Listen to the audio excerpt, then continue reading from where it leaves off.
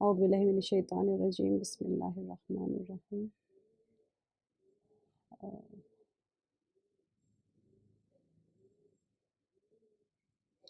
سورہ صافات جو ہے یہ اس کے 182 آیات ہے، ٹھیک ہے، مکی سورہ ہے۔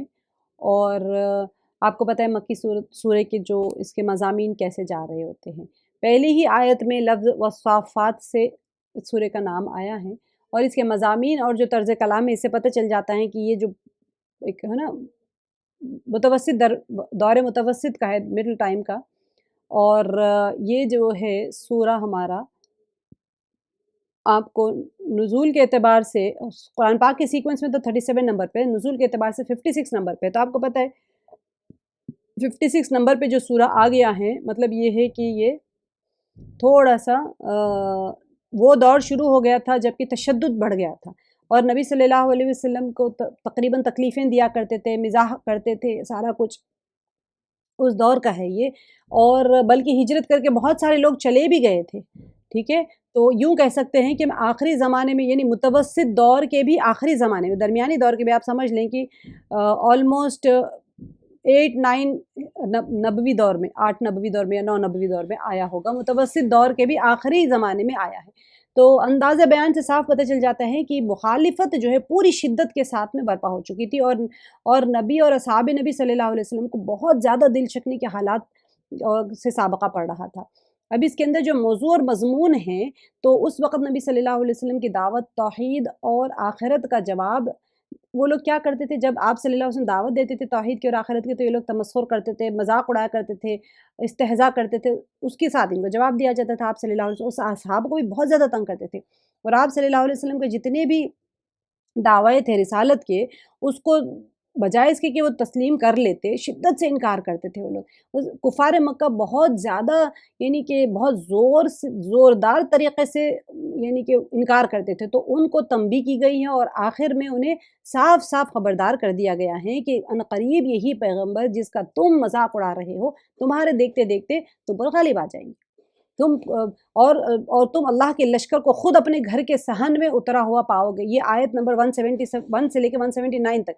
اب یہ دیکھیے کب دی جا رہی ہے یہ نوٹس، اللہ تعالیٰ کی طرف سے یہ آیت کب نازل ہوئی؟ مکی سورہ ہے، اور متوسط دور کے آخری زمانے، متوسط یعنی کہ سمجھ لیجیے 7-8 نبوی دور میں۔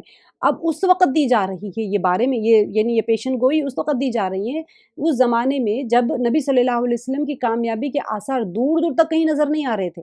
مسلمان جن کو ان آیات میں اللہ تعالیٰ کا لشکر کہا گیا ہے، اب بری طرح سے ظلم اور ستم کا نشانہ بن رہے ہیں۔ اب ان کی اب زیادہ تر دیکھیے ان کی 3/4 جو تعداد تھی وہ ملک چھوڑ کر نکل گئی۔ 3/4 of the population, Muslim population وہاں سے مکہ چھوڑ کے چلے گئے تھے۔ نبی صلی اللہ علیہ وسلم کے ساتھ میں بمشکل 40 سے 50 صحابہ مکے میں رہ گئے تھے، کیونکہ جتنے غریب قسم کے لوگ تھے نا مسلمان، ان کو بہت زیادہ اذیت پہنچائی جاتی تھی۔ جو سرداران تھے، جو اچھے کلاس کے تھے، جو طاقتور تھے، ان کو کچھ نہیں کیا جاتا تھا، لیکن غریبوں کو بہت ستایا جاتا تھا۔ تو یہ لوگ سب ہجرت کر کے چلے گئے تھے حبشہ کی طرف، اور ادھر ادھر ہجرت کر کے چلے گئے تھے۔ تو انتہائی بے بسی کے ساتھ میں ہر طرح کی زیادتیاں برداشت کر رہے تھے۔ تو ان حالات میں ظاہر اسباب کو دیکھتے ہوئے کوئی شخص یہ سمجھ ہی نہیں سکتا تھا، یہ کہہ ہی نہیں سکتا تھا کہ غلبہ آخر میں نبی صلی اللہ علیہ وسلم اور آپ کے مٹھی بھر ایک مسلمانوں کا ہوگا، جس کے پاس کچھ سر و سامان نہیں ہے، کوئی جماعت نہیں ہے، کچھ بھی نہیں، ان کا کیسے کیا ہو سکتا ہے؟ اور یہ قرآن پاک میں کہا جا رہا ہے کہ ان کا جب لشکر تمہارے صحن میں آ جائے گا تو تم کو پتہ چلے گا کہ یہ لوگ غالب آ گئے تم پر۔ بلکہ دیکھنے والے تو یہ سمجھ رہے تھے کہ یہ جو تحریک ہے یہ مکے کی گھاٹیوں ہی میں دفن ہو کر رہ جائے گی، لیکن 15-16 سال سے زیادہ مدت نہیں گزری تھی کہ فتح مکہ کے موقع پر ٹھیک وہی کچھ پیش آ گیا جس سے کفار کو خبردار کیا گیا تھا۔ اب دیکھیے تنبیہ کے ساتھ ساتھ اللہ تعالیٰ نے اس سورے میں ایک ترغیب فرمائی ہے، تفہیم فرمائی ہے کہ پورے ایک بیلنس کے ساتھ میں یہ سورہ جائے گا۔ آپ لوگ دیکھیں گے توحید اور آخرت کے عقیدے کے صحت پر جتنے بھی دل نشین دلائل ہیں وہ سب دیے گئے اس کے اندر۔ مشرکین کے عقائد پر تنقید کر کے بتایا کہ وہ کیسی لغو باتوں کے اوپر ایمان لائے بیٹھے ہوئے، کیونکہ مشرکین ایسے ہی بت پرستی کے اوپر ایمان لا رہے، تو ان کو بڑی تنبیہ کی گئی ہے۔ اب ان گمراہیوں کے برے نتائج سے آگاہ کیا اللہ تعالیٰ نے، اور جو کچھ تم کر رہے ہو دیکھو اس کے نتیجے سے آگاہ رہ جانا، اور یہ بھی بتایا ہے کہ ایمان اور عمل صالح کے نتائج کس اور شاندار طریقے سے تم کو ملیں گے اگر تم ایمان لاؤ گے تو۔ اب پھر اسی سلسلے میں پچھلی تاریخ کی مثالیں بھی دی گئی، جس سے معلوم کیا ہوتا ہے کہ اللہ تعالیٰ کا اپنے انبیاء کے ساتھ میں اور ان کی قوموں کے ساتھ میں کیا معاملہ رہا ہے، کس کس طرح سے اس نے اپنے وفادار بندوں کو نوازا ہے، اور کس طرح ان کے جھٹلانے والوں کو اللہ تعالیٰ نے سزا دی ہے۔ اب دیکھیے اس میں ایک تاریخی قصہ ہے، اس سورے میں بیان کیا گیا ہے، وہ ان میں سب سے زیادہ سبق آموز حضرت ابراہیم علیہ السلام کی حیات طیبہ کا ہے کہ کون سا ہے یہ اہم واقعہ جو ہے اس کے اندر وہ آئے گا کہ وہ اللہ تعالیٰ کا ابراہیم علیہ السلام کیا کرے تھے، اللہ تعالیٰ کے ایک اشارے پر بھی اپنے اکلوتے بیٹے کو وہ قربان کرنے پر آمادہ ہو گئے تھے۔ اس میں صرف ان کفار قریشی کے لیے سبق نہیں تھا، حضرت ابراہیم علیہ السلام کے ساتھ میں، کیونکہ وہ لوگ کیا کرتے تھے، قریش مکہ جو تھے ابراہیم علیہ السلام کے ساتھ میں اپنے نسبی تعلق پہ بڑا فخر کرتے تھے کہ ابراہیم علیہ السلام کے بیٹے اسماعیل علیہ السلام یہی تھے، ہم ابراہیم علیہ السلام کے اولادوں میں سے ہیں اور ہم انہی کے دین پہ فالو کرنے والے، بڑا نسبی تعلق پہ وہ فخر کرتے تھے۔ تو ان کے لیے اس کے اندر ایک تنبیہ ہے، بلکہ نہ صرف ان کے لیے تنبیہ ہے بلکہ مسلمانوں کے لیے بھی سبق تھا جو اللہ اور اس کے رسول صلی اللہ علیہ وسلم پر ایمان لائے تھے۔ یہ واقعہ سنا کر دیکھیے کون سا واقعہ ہے کہ انہوں نے اپنے ایک لوتے بیٹے کو اسماعیل علیہ السلام کو ذبح کرنے کے لیے، جیسے اللہ کا حکم ہے انہوں نے ذبح کرنے کے لیے خود کا آمادہ کر لیا۔ تو یہ واقعہ سنا کر انہیں بتا دیا گیا کہ اسلام کی حقیقت اور اس کی اصلی روح کیا ہے، اور کیا ہے کہ اللہ کے حکم پہ قربان کر دینا ہے، بس لبیک کہنا ہے، اللہ کا حکم آ گیا ختم، اپنی کوئی مرضی نہیں چلانا ہے، اور اسے اپنا دین بنا لینے کے بعد ایک مومن، سچا مومن ہے، اس کو کس طرح سے اللہ کی رضا پر اپنا سب کچھ قربان کر دینے کے لیے تیار ہو جانا چاہیے۔ اور سورہ کی جو آخری آیات ہے اس کے اندر کفار کے لیے تنبیہ ہی نہیں ہے بلکہ ان اہل ایمان کے لیے بھی بشارت بھی تھی جو نبی صلی اللہ علیہ وسلم کی تائید اور حمایت میں انتہائی حوصلہ شکن حالات کا مقابلہ کر رہے تھے۔ دیکھیے 50-60 رہ گئے تھے، باقی سب اپنا گھر بار، آپ سوچیے گھر بار چھوڑ کے جانا کوئی معمولی بات ہے، مالدار باغوں والے، پیسے والے، سب کچھ تھا، سر و سامان، صرف اپنے ایمان کی وجہ سے وہ لوگ اپنا ہجرت کر کے چلے گئے تھے۔ تو ان کو یہ آیت سنا کر خوشخبری دے دی گئی کہ آغاز کار میں جن مصائب سے انہیں سابقہ پیش آ رہے ہیں، بہت تم نے شروع میں تو بہت تکلیفیں اٹھا لی ہیں، مگر گھبراؤ نہیں اس سے، آخر کار غلبہ انہی کو نصیب ہوگا، اور باطل کے وہ علم بردار جتنے لوگ ہیں اس وقت غالب، اب ظاہر میں تو غالب نظر، بلکہ لوگوں کو یقین نہیں ہوتا تھا کہ ایسے کیسے ممکن ہے کہ یہ لوگ کیسے یہاں پر آ کے غالب آ سکتے ہیں۔ تو انہی کے ہاتھوں وہ لوگ مغلوب اور مفتوح ہو کر رہیں گے، فتح تم کو ملے گی مومنین۔ ظاہر کے خلاف ایمان بالغیب یہی ہوتا ہے، ظاہری حالات ایک طرف جا رہے ہیں، اللہ کی پیشن گوئیاں ایک طرف جا رہی ہیں، ہمارے لیے بھی یہی ہوتا ہے نا۔ آج بندہ جب اللہ تعالیٰ تسلی دے رہے ہوتے ہیں تو کیوں انسان پریشان ہو رہا ہوتا ہے کہ ایسے کیسے ہوگا، کیوں کہتا ہے انسان؟ کیونکہ اللہ سبحانہ وتعالیٰ کا ایمان بالغیب کم ہو گیا ہے نا، ختم ہو گیا ہے، اسی وجہ سے۔ تو بسم اللہ الرحمن الرحیم سورہ صافات مکی ہے اور اس میں 182 آیاتیں ہیں اور 5 رکوع ہے، 182 یعنی کہ 182، ٹھیک ہے۔ بسم اللہ الرحمن الرحیم، والصافات صفا، قسم ہے صف باندھنے والے فرشتوں کی، یہ سب سے پہلے یہی ہے، صف باندھنے والے فرشتے، ٹھیک ہے۔ صافات کا مطلب ہے صف باندھنے والے فرشتوں کے بارے میں، صف باندھنے والوں کو کہا جاتا ہے۔ فالزاجرات زجرا، پھر پوری طرح ڈانٹنے والوں کی، فالتالیات ذکرا، پھر ذکر اللہ کی تلاوت کرنے والوں کی، ان الہکم لواحد، یقیناً تم سب کا معبود ایک ہی ہیں۔ یہ جب بھی کبھی قسم کھائی جاتی ہے قرآن پاک میں تو بہت ساری چیزوں کی قسم کھانے کے بعد میں جواب قسم آتا ہے، ٹھیک ہے۔ یہ 3 فرشتوں کی 3 صفات کے بعد میں اللہ تعالیٰ نے جواب قسم دیا ہے کہ ان الہکم لواحد، یقیناً تم سب کا معبود ایک ہی ہے۔ صافات، زاجرات اور تالیات یہ فرشتوں کی صفات ہیں۔ آسمانوں پر اللہ کی عبادت کے لیے صف باندھنے والے، یا اللہ کے حکم کے انتظار میں صف بستہ لوگ، یا پھر واعظ اور نصیحت کے ذریعے سے لوگوں کو ڈانٹنے والے، یا بادلوں کو جہاں پر اللہ کا حکم ہو وہاں ہانک کر لے جانے والے، ٹھیک ہے۔ اور تیسری جو صفت ہے تالیات، اللہ کے ذکر یعنی قرآن کی تلاوت کرنے والے۔ اب ان فرشتوں کی قسم کھا کر اللہ تعالیٰ نے کیا فرمایا؟ ان فرشتوں کی قسم کھا کر اللہ تعالیٰ نے 3 صفات کی قسم کھانے کے بعد میں جواب قسم دیا۔ کیا دیا؟ کہ جیسا کہ مشرکین بنائے ہوئے ہیں نا، ان کے بارے میں بتایا کہ قسم، دیکھیے قسم جو ہے نا تاکید اور شک دور کرنے کے لیے کھائی جاتی ہے۔ سب سے پہلے اہم بات یہ سمجھے کہ ہم کسی کی قسم نہیں کھا سکتے، اللہ تعالیٰ نے یہاں پر قسم اسی شک کو دور کرنے کے لیے کھائی ہے، جو مشرکین مکہ کو شک تھا کہ بھئی ان کا دین غلط ہے، ٹھیک ہے۔ اب وہ وحدانیت اور الوہیت کے بارے میں پھیلاتے تھے، ان کو یہی کہتے ہیں نہیں اللہ ایک نہیں ہے، اللہ کے ساتھ تو معبود ہے، یہ تو بیکار بات کرتے ہیں، تو ہم معبودوں کا کیا کریں گے؟ اگر ایک اللہ کو مانیں گے تو یہاں کون آئے گا؟ یہاں عبادت کرنے کون آئے گا؟ کعبے کے طواف کرنے کون آئے گا؟ سب ہٹا لیں گے تو غائب کے اوپر کون ایمان ہے؟ مسئلہ تو یہی تھا نا، کچھ بھی نہیں ہے، سب ہٹا لو تو غائب پہ ایمان کون لائے گا؟ لیکن یہاں پر ہر چیز اللہ کی مخلوق اور مملوک ہے، تو اس لیے وہ جس چیز کو بھی گواہ بنا کر، قسم سے مطلب کیا ہو جاتا ہے؟ گواہ بنانا، ٹھیک ہے؟ اللہ تعالیٰ کسی بھی چیز کو گواہ بنا کر اس کی قسم کھائے، اس کے لیے جائز ہے، لیکن انسانوں کے لیے اللہ کے سوا کسی اور کی قسم کھانا بالکل ناجائز اور حرام ہے، کیونکہ قسم میں جس کی قسم کھائی جاتی ہے اسے گواہ بنانا مقصود ہوتا ہے، ٹھیک ہے؟ اور گواہ اللہ کے سوا کوئی نہیں بن سکتا، ٹھیک ہے؟ اس لیے عالم الغیب صرف وہی ہے، اس کے سوا کوئی عالم الغیب نہیں ہے، کسی کو علم غیب نہیں ہے، تو عالم الغیب نہ ہونے کی وجہ سے کسی کی بھی ہم قسم نہیں کھا سکتے۔ اللہ تعالیٰ چاہے تو بہت قسمیں کھائیں گے اللہ تعالیٰ، سورج کی، چاند کی، ستاروں کی، شہر مکہ کی، بہت ساری چیزوں کی قسم کھاتے ہیں اللہ تعالیٰ، تو ہم نہیں کھا سکتے۔ لیکن رب السماوات والارض وما بینہما ورب المشارق، آسمانوں اور زمین اور ان کے درمیان کی تمام چیزوں اور مشرقوں کا رب وہی ہے۔ اب یہ مشرقوں اور مغربوں کے بارے میں بہت ساری تفصیل آئے گی، انشاءاللہ ہم ڈیٹیل میں کریں گے۔ کبھی سورج کے جو سالسٹس ہوتے ہیں، سورج کا نکلنا مشرق سے نکلتا ہے، مغرب میں ڈوب جاتا ہے، لیکن تھوڑا تھوڑا اینگل چینج ہو جاتا ہے، تو اس کے لیے مشرقین کہا گیا ہے، اور مغربین کیونکہ تھوڑے سردیوں میں الگ آپ دیکھتے ہوں گے اینگل تھوڑا چینج ہو جاتا ہے سورج کا نکلنے کا، اسی لیے کہا گیا مشرقین مغربین بقول مفسرین کے۔ اِنَّا زَيَّنَّا السَّمَاءَ الدُّنْيَا بِزِينَةٍ الْكَوَاكِبِ، ہم نے آسمان دنیا کو ستاروں کی زینت سے آراستہ کیا ہے۔ یہ آپ لوگوں نے پڑھ لیا تھا، میں نے آپ کو جب ہم کر رہے تھے اس وقت بتایا تھا کہ ستاروں کو تین چار مقاصد کے لیے پیدا کیا گیا ہے، تو اس میں سے یہ بتا دیا گیا ہے کہ اِنَّا زَيَّنَّا السَّمَاءَ الدُّنْيَا، دنیا کا آسمان جو ہے اس کو مزین کرنے کے لیے اللہ تعالیٰ نے ستاروں کو پیدا کیا ہے۔ وَحِفْظًا مِّن كُلِّ شَيْطَانٍ مَارِجٍ، اور حفاظت کی سرکش شیطان سے، ٹھیک ہے؟ اب سرکش شیاطین سے حفاظت، یعنی آسمان دنیا جو ہے زینت کے علاوہ ستاروں کا دوسرا مقصد کیا ہے؟ کہ سرکش شیاطین کی حفاظت ہو۔ اب آپ کو پتہ ہے، میں نے آپ کو بتایا تھا کہ جو شیاطین ہیں یہ کیا کرتے تھے کہ آسمان پر کوئی بات سننے کے لیے کیا کرتے تھے، وہ جاتے تھے، تو ستارے ان پر ٹوٹ کر پھینکے جاتے تھے، اور پھر کیا ہوتا تھا، شیاطین جو تھے وہ جو انفارمیشن لینے جاتے تھے وہ جلا دیے جاتے تھے، جیسا کہ اگلی آیات میں بھی آئے گا اور حدیث سے بھی واضح ہے۔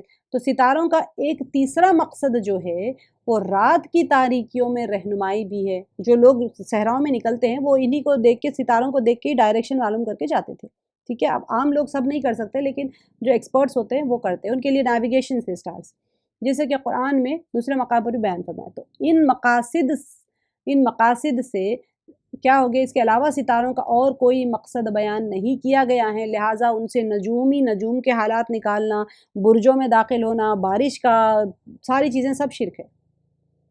دُحُورًا وَلَهُمْ عَذَابٌ وَاصِبٌ، بھگانے کے لیے اور ان کے لیے دائمی عذاب ہے۔ اب کس کو بھگانے کے لیے؟ یہاں پر لا يَسَّمَّعُونَ إِلَى الْمَلَإِ الْأَعْلَى وَيُقْذَفُونَ مِنْ كُلِّ جانب، عالم بالا یعنی عالم بالا کے فرشتوں کی باتوں کو سننے کے لیے وہ کان بھی نہیں لگا سکتے، بلکہ ہر طرف سے وہ مارے جاتے ہیں۔ لا يسمعون، وہ کان بھی نہیں لگا سکتے، إِلَى الْمَلَإِ الْأَعْلَى وَيُقْذَفُونَ مِنْ كُلِّ جانب، وہ ہر طرف سے ان کو وہ مارے جاتے تھے۔ دُحُورًا وَلَهُمْ عَذَابٌ وَاصِبٌ، بھگانے کے لیے اور ان کے لیے دائمی عذاب ہے، ٹھیک ہے؟ کیوں یہاں یہ دیکھیں لا جو چلتا ہے رکنا نہیں ہے یہاں پر، اگر آپ کنٹینیو کریں گے تو اس کا میننگ سمجھ میں آئے گا۔ من کل جانب، کس لیے ان کو مارے جاتے تھے؟ دحوراً، بھگانے کے لیے، وَلَهُمْ عَذَابٌ وَاصِبٌ، اور ان کے لیے دائمی عذاب ہے۔ إِلَّا مَنْ خَطِفَ الْخَطْفَةَ فَأَتْبَعَهُ شِهَابٌ ثَاقِبٌ، آپ نے دیکھا ہوگا رقیہ میں، منزل میں یہی آیات ہوتی ہیں، کیونکہ وہ اسی کام کے لیے ہوتے ہیں، وہ ان کو اسی سے تکلیف ہوتی ہے۔ إِلَّا مَنْ خَطِفَ الْخَطْفَةَ فَأَتْبَعَهُ شِهَابٌ ثَاقِبٌ، مگر جو کوئی ایک آدھ بات اچک لے بھاگے تو فوراً ہی اس کے پیچھے دہکتا ہوا شعلہ لگ جاتا ہے۔ فَاسْتَفْتِهِمْ أَهُمْ أَشَدُّ خَلْقًا أَمْ مَنْ خَلَقْنَا إِنَّا خَلَقْنَاهُمْ مِنْ طِينٍ لَازِبٍ۔ اب دیکھیے یہاں تک ساری کہانی سن لیے، اس کے بعد میں اللہ تعالیٰ فرما رہے ہیں ان کافروں سے پوچھو تو کہ آیا ان کا پیدا کرنا زیادہ دشوار ہے یا ان کا جنہیں ہم نے ان کے علاوہ پیدا کیا ہے، ہم نے انسانوں کو لیزدار مٹی سے پیدا کیا۔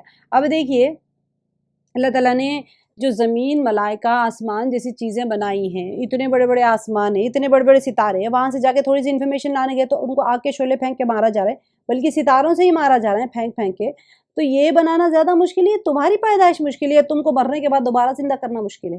تمہیں تو باپ آدم علیہ السلام کو تو ہم نے مٹی سے پیدا کیا ہے. مطلب یہ ہے کہ یہ انسان آخرت کی زندگی کو اتنا مستبعد کیوں سمجھتا ہے، بہت دور کا حاصل کرنے والی چیز کیوں سمجھتا ہے. وہ تو اس حال میں ہے کہ ان کی پیدائش ایک نہایت ہی حقیر اور کمزور چیز سے ہوئی ہے، جبکہ خلقت میں ان سے زیادہ قوی، عظیم اور کامل اور بہت بڑی بڑی پیدائش کی آگ سمجھے. ستارہ پیدا کرنا مشکل ہے، تم تو مٹی سے پیدا کیے گئے، بڑی حقیر سی چیز ہے. ستارے تو نور کے بنے ہوئے، آگ کے بنے ہوئے، سورج آگ کا بنا ہوا ہے. آگ کو بنانا مشکل ہے یا پھر تمہیں اتنی چھوٹی سی چیز کو بنانا مشکل ہے؟ تو بل عجبت ویسخرون، بلکہ تو تعجب کر رہا ہے اور یہ مسخرہ پن کر رہے ہیں. کون لوگ مسخرہ پن کر رہے ہیں؟ نبی صلی اللہ علیہ وسلم کس چیز پہ تعجب کر رہے ہیں؟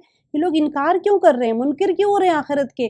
اس کے اوپر آپ صلی اللہ علیہ وسلم کو تعجب ہو رہا ہے کہ میں تو اتنی ساری کھلی دلیلیں ان کے سامنے بیان کر رہا ہوں، قرآن پاک کھول کے بیان کر رہا ہوں، اللہ تعالیٰ آیات بیان کر رہے ہیں، سب کچھ ہو رہا ہے، پھر کیوں انکار کر رہے ہیں؟ آپ صلی اللہ علیہ وسلم تعجب کر رہے ہیں. بل عجبت، یعنی آپ تو بڑا تعجب کر رہے ہیں، ویسخرون، اور یہ تو مسخرہ پن کر رہے ہیں، یعنی کہ انکار کر کے قیامت کا مذاق اڑا رہے ہیں کہ یہ کیوں کر ممکن ہے، کیسے آئے گی قیامت، مر کے ہم کیسے اٹھائے جائیں گے. اب یہ جو آئے ہیں وَإِذَا رَأَوْا آيَاتٍ يَسْتَسْخِرُونَ، اور جب کسی معجزے کو دیکھتے ہیں تو مذاق اڑاتے ہیں. وَإِذَا رَأَوْا آيَةً، اللہ تعالیٰ کا کوئی معجزہ دیکھتے ہیں تو یہ مذاق اڑاتے ہیں. وَقَالُوا إِنْ هَذَا إِلَّا سِحْرٌ مُبِينٌ، اور کہتے ہیں کہ یہ تو بالکل کھلم کھلا جادو ہے.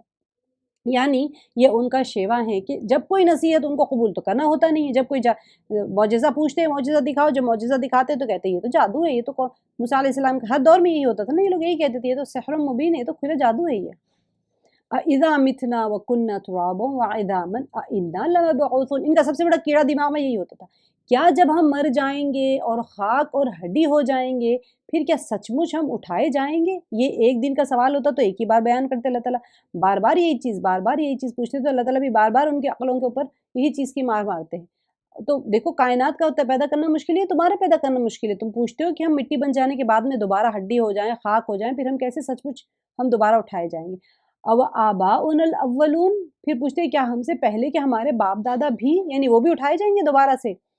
قل نعم وانتم داخرون، اللہ تعالیٰ فرما رہے ہیں آپ جواب دیجئے کہ ہاں ہاں، اور تم ذلیل بھی ہوں گے. جس طرح دوسرے مقام پر بھی فرمایا وَكُلٌّ اتوہ داخرین، سورہ نمل میں ہے کہ سب اس کی بارگاہ میں ذلیل ہو کر آئیں گے. اور ایک جگہ پر سورہ مؤمن میں ہے کہ ان الذین یستکبرون عن عبادتی سیدخلون جہنم داخرین، جو لوگ میری عبادت سے انکار کرتے ہیں ہم قریب وہ جہنم میں ذلیل و خوار ہو کر داخل ہوں گے. تو یہ لوگ جو سوال کرتے تھے ہم تو مٹی ہو گئے، کہ ہمارے آباء و اجداد جو پچھلے گزر گئے وہ بھی اٹھائے جائیں گے؟ تو اللہ تعالیٰ فرمایا قل نعم وانتم داخرون، آپ جواب دیجئے کہ ہاں اور تم ذلیل بھی ہوں گے. یعنی کہ آج جو انکار کر رہے ہو اٹھائے نہیں جاؤ گے، وہاں پر جواب بھی دینا پڑے گا اور ذلت آموز تمہیں سزا دی جائے گی. فَإِنَّمَا هِيَ زَجْرَةٌ وَاحِدَةٌ فَإِذَا هُمْ يَنظُرُونَ، وہ تو صرف ایک زور کی چھڑک ہیں کہ یکایک یہ دیکھنے لگیں گے. یعنی کہ وہ اللہ کے ایک ہی حکم اور اسرافیل علیہ السلام کی ایک ہی پھونک، یعنی نفخہ ثانیہ سے قبروں سے زندہ کر کے نکل کھڑے ہوں گے. یہ زور کی یعنی وہ جو پوچھ رہے تھے نا مر کے اٹھائے جائیں گے تو کیسے اٹھائے جائیں گے، تو تم کو ایسے بنا کے جمع کرنے کی ضرورت ہے، وہ تو ایک چیخ ہوگی بس تم اٹھ کے کھڑے ہو جاؤ گے، مٹی سب ایک جگہ ہو جائے گی اور تم اٹھ جائیں گے. ایسے نہیں ہے کہ تم جیسے ماں کے پیٹ سے نطفے سے علقہ مضغہ پھر ایک بچہ ہوئے پھر بڑے ہوئے پھر نشو و نما، کچھ نہیں. یہ تو پہلا پروسیجر تھا. نیکسٹ پروسیجر میں صرف ایک چیخ ہوگی اور تم کھڑے ہو جاؤ گے اٹھ کے. فَإِذَا هُمْ يَنظُرُونَ، تو یکایک یہ دیکھنے لگیں گے، ایک دم کھڑے ہو جائیں گے اور ان کے سامنے قیامت کے ہولناک مناظر اور میدان محشر کی سختیاں ہوں گی جنہیں وہ دیکھیں گے. نفقہ یا چیخ کو زجر یا ڈانٹ سے تعبیر کیا گیا، یعنی دوسری بار جو سور میں پھونکا جائے گا وہ پھونکنا جو ہے ایک چیخ کی طرح ہوگا، پہلا بھی چیخ ہی ہوگا دوسرا بھی ویسے ہی ہوگا. وَقَالُوا يَا وَيْلَنَا هَذَا يَوْمُ الدِّينِ، اور کہیں گے کہ ہائے ہماری خرابی، یہی جزا سزا کا دن ہے. اب یہ جو ہے هَذَا يَوْمُ الْفَصْلِ الَّذِي كُنْتُمْ بِهِ تُكَذِّبُونَ، یہی فیصلے کا دن ہے جسے تم جھٹلاتے رہے. اب یہاں پر ویل جو ہوتا ہے یہ جو بتایا گیا ہے یہ آیت میں، قولوا یا ویلنا، یہ ویل جو آتا ہے اصل میں یہ لفظ ہلاکت کے موقع پہ بولا جاتا ہے، ہائے ہماری کم بختی، ہائے بربادی، ہائے ہائے جو بولتے ہیں نا، یہ اصل میں عذاب کو دیکھنے کے بعد میں انہیں اپنی ہلاکت صاف نظر آ رہی ہوگی اور اس سے مقصود ندامت کا اظہار ہوگا۔ اب کیا کریں گے، عذاب تو نظر آ رہے ہیں، بڑا اندر سے پشیمان، پیچھے صورت میں بھی ہم نے پڑھ لیا، اندر سے پشیمان ہوں گے، کنکھیوں سے دیکھ رہے ہوں گے اور ایک دوسرے کو ملامت کر رہے ہوں گے کہ ہم نے تمہیں کو فالو کر کے آج ہم یہاں پہنچے، جو اپنے پیچھے کی صورت میں پڑھ لیا تھا۔ تو یہاں پر بھی وہی ہوگا کہ جب وہ دیکھ لیں گے، عذاب کو دیکھیں گے، تو پھر وہ ملامت کریں گے، ویل یعنی افسوس کریں گے، اسی لیے ان کے جواب اب یہاں پر کیا ہوگا، اس وقت ندامت اور اعتراف کا کوئی فائدہ نہیں ہوگا، اسی لیے ان کو ان کے جواب میں فرشتے اور اہل ایمان کہیں گے کہ یہ وہی فیصلے کا دن ہے جسے تم مانتے نہیں تھے۔ تو یہ بھی ممکن ہے کہ آپس میں ایک دوسرے سے کہیں گے ھذا یوم الفصل الذی کنتم بہ تکذبون، تو یہ وہی فیصلے کا دن ہے جسے تم جھٹلاتے تھے، آپس میں بھی کہہ رہے ہوں گے، فرشتے بھی کہہ رہے ہوں گے ممکن ہے، یا پھر مؤمنین بھی کہہ رہے ہوں گے، ٹھیک ہے۔ تو یہ اس کے ساتھ ہی ہمارا آج کا یہ ربع ختم ہوتا ہے۔ الحمدللہ رب العالمین۔